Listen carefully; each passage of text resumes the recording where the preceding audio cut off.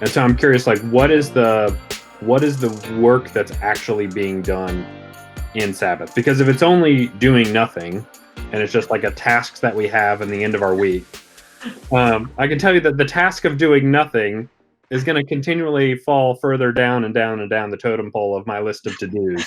It never has that sense of urgency. Yeah, Um, that's a good point. I mean, I think, first of all, if you see it as a task, that's not good.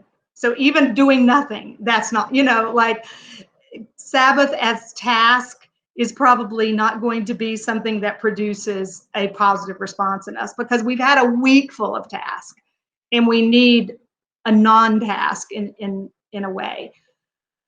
But I do think there are lots of sort of positives that we should embrace. I'm in my home office, like so many of us right now.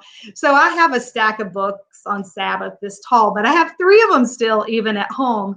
And it was really interesting. I will do show and tell here for a second. Um, these books, so this is Dan Allender's Sabbath. This is Wayne Muller's Sabbath.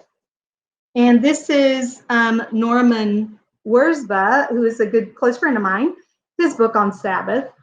And the really crazy thing is, every single one of them talk about delight, not just about rest, which is part of Sabbath, the doing nothing part, I suppose, but they talk about delight, because what God did on that 7th day in creation was he delighted in what he had created. It was a sort of day of celebration, so a day of recreation. And so I think when we think about Sabbath,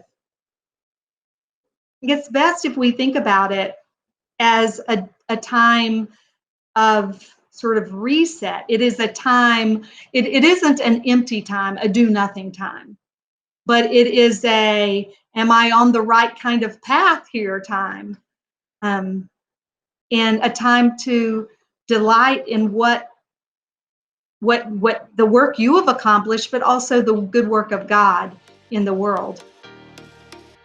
yeah. That's also, I think, how worship fits in.